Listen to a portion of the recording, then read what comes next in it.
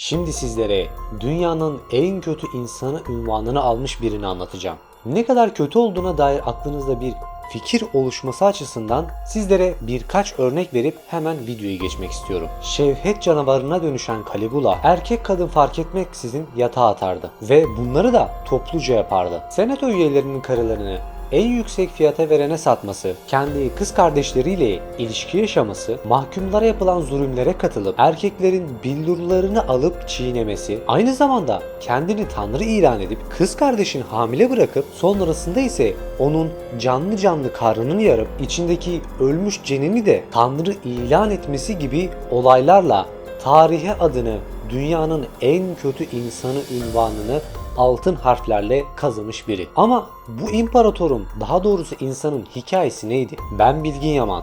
Videoma ve Geçmişin Sırları kanalıma hoş geldiniz. Videoyu geçmeden önce bu emeğimin karşılığı olarak videoyu beğenerek ve yorumlarda fikirlerini belirterek bana destek olabilirsin.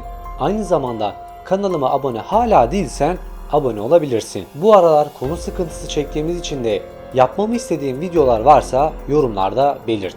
Lafı fazla uzatmadan hazırsanız başlayalım.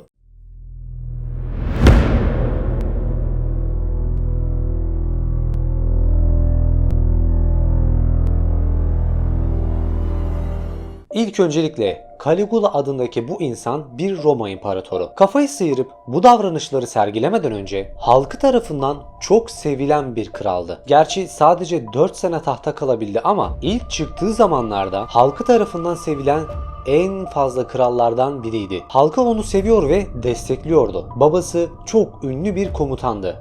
Bu sebeple de altında binlerce askeri mevcuttu. Caligula'nın babası olan Germanius ailesini seferlere götürür. Annesi de onu küçük bir Romalı asker gibi giydirip askerlerin arasına salardı. Askerler tarafından çok sevilen Caligula ona küçük asker lakabının takılmasına ve bu doğrultuda askerinin yani bölüğün birer maskotu haline gelmiş. Tarihe baktığımızda Caligula aslında bir takma addır. Manası da küçük askerdir. Asıl adı ise oldukça uzun ve karmaşık olan Caligula'nın tarihi kaynaklarda Gaius Julius Caesar Augustus Germanius isminde geçmektedir. Hatalarım olmuş olabilir ama anlamışsınız durumu. Tabi Caligula bu zamanlar bu kadar acımasız değildi. Tahta çıkışı ve yaptıkları birçok tartışma konusu olmuştur. Yalnız Caligula'nın tahta çıkışını ona bu mirası bırakan Tiberius ile bir bağlantısı olmasından dolayıdır. Caligula neyse Tiberius da bir nevi onun kopyasıdır. İkisi de benzer özellikleri taşıyan bu iki acımasız insanın birbirleriyle neden anlaştığı zaten ortada. Bu Tiberius da başka bir videonun konusu olduğu için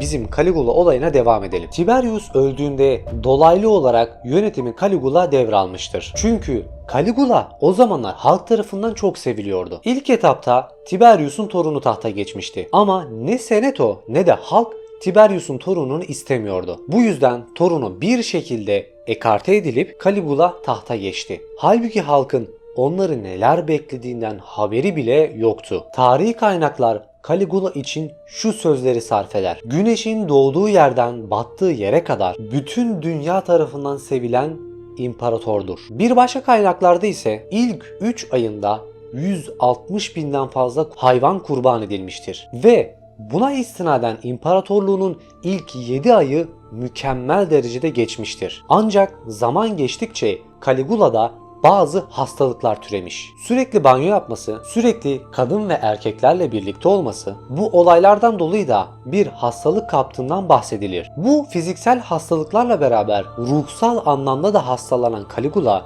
yavaş yavaş kafayı sıyırmaya başlar. Şevhet canavarına dönüşen Caligula erkek ve kadın fark etmeksizin yatağa girerdi ve bunları da zaten topluca yapardı. Kendi kız kardeşleriyle de ilişkileri vardı. Senato üyelerinin eşlerini en yüksek fiyata vermesi ve bunu da herkesin içerisinde söylemesi, imparatorluğun bu kısacık döneminde neden suikaste uğradığını bizlere açıkça belirtiyor. Caligula için kibirli, acımasız ve soğuk biri olduğundan bahsedilir. Gladyatör dövüşlerinde artık savaşacak suçlu kalmadığından dolayı seyirciler arasından rastgele seçtiği birkaç kişiyi aslanlarla dolu arenaya attığı da tarihi kaynaklarda yer almaktadır. Caligula'nın bu ölüm korkusu yüzünden herkesten nefret ediyor ve umursamazlığını da şu sözlerle tarif ederdi. Korktukları sürece bırakın benden nefret etsinler. Buradan da anladığımız kadarıyla artık yönetimini korku ile sağladığını açıkça bizler görebiliyoruz. Kendisine ait olan atına büyük bir tapınak yaptırıp onu senatör ilan etmesi ve ona maaş bağlaması benim kendi aklımda dönemindeki bulunan senato ile dalga geçmek adına mı yoksa kafayı sıyırdığından mı yaptığı bilinmez. Çünkü Caligula sürekli olarak senato ile bir çatışma halindeydi ve en kötüsü de bir zamanlar Caligula'yı seven senato artık ona düşman kesilmişti. Senato'nun etkisini azaltabilmek için elinden geleni yapan Caligula çok az düşmanı varmış gibi yeni düşmanlar ediniyordu. Çevresinde ise güvenebileceği herhangi bir şekilde insan kalmamıştı. Kölelere yapılan zulümleri arttırabilmek adına bir grup kurmuş ve bu konuda teknikler geliştirmeye başlamıştı. Hatta bu tekniklere kendi fikirlerini sunarak da genişletiyordu. Erkeklerin bildurilerini kesip de yediğine dair bilgiler mevcut. Bu insanların bazı uzuvlarını keserkenki bilinç kaybını önleyebilmek adına yöntemler geliştirdiği de tarihi kaynaklarda yer almakta. Kadınlara yaptıklarını zaten söyleyemiyorum bile. Toplu şekilde kadınlara saldırılması ve buna küçük kız çocuklarını dahil etmesi ve halkına yaptığı zulümlerden dolayı onu suikaste giden yolu hızlandırmıştır. Caligula kendisinin bir tanrı olduğunu düşünürdü. Kendi öz kız kardeşini hamile bıraktıktan sonra içindeki bebeği doğmadan çıkarttığı için üzülmüş ve üzüldüğü için de onu ve doğmamış bebeğini Tanrı ilan etmiştir. Kafaya bak. Yani psikolojik bir rahatsızlığı olduğu zaten belli. Şimdi bazı tarihçilere göre Sara nöbetleri geçirdiği ve beyninde bir tümör olduğuna dair şüpheler mevcut. Ya da ruhsal açıdan bir sorunu olduğundan dolayı bu tarz olaylara adını kazımış. Bir diğer görüş ise bu dürtüler zaten içinde vardı. Fakat bu zamana kadar bunları bir şekilde bastırmıştı. Gücü eline aldığında ise bunlar açığa çıkmıştı. Şimdi olayların objektif kısımlarına değinmemiz gerek. Sizlere anlatmış olduğum bu bütün olaylar ve tarihi kaynaklar düşmanları tarafından yazılmıştır. Çünkü neredeyse hiçbir iyi bilgisi olmayan ama tarihini yazdığı kişiler ile bir husumeti olan imparatordan bahsediyoruz. Yaptığı kötülükler muhakkak vardır ama bunların hepsinin gerçeği yansıttığına dair birçok tarihçi hemfikir değil. Ben de bu videoyu yapan biri olarak bu bilgiler ışığında tarihin bazı kısımlarının çarpıtıldığını düşünmekteyim. Yaptığı bazı olayların doğruluk payı olduğu da kesin. Keza Antik Roma'da Yaşam adlı videomda kadınlara yapılanlara ve oradaki bulunan erkeklerin otoritesi hakkında bilgiler sunmuştum. Sizler de bu videoyu izleyerek Antik Roma hakkında bilgiye sahip olabilirsiniz. İşin özüne gelirsek bazı kaynaklarda ise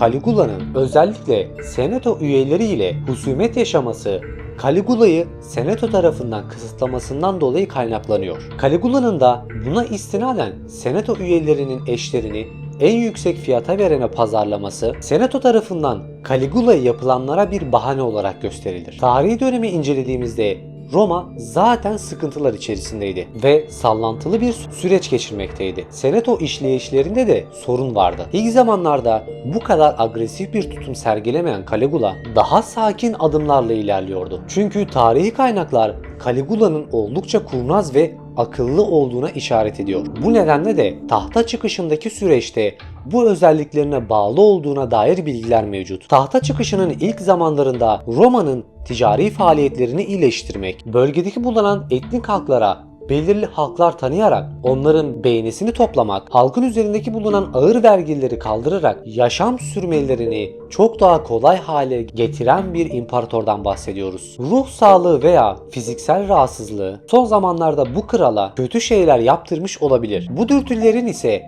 hep içerisinde olup sonrasında çıkmış da olabilir. Veya Caligula'nın tarihini hep düşmanları tarafından yazılması bu sebeple de kötü bir geçmişe sahip de olabilir. Bana kalırsa ise bunların hepsi. Anlayacağınız tarihin en kötü insanı Caligula'nın hayatı bu şekildeydi. Buraya kadar izlediysen videoyu zaten beğenmişsin demektir. Kanalıma abone olabilir, videoyu beğenebilir ve yorumlarda fikirlerini belirtebilirsin. Bir sonraki videoda görüşmek dileğiyle. Kendinize iyi bakın, hoşça kalın.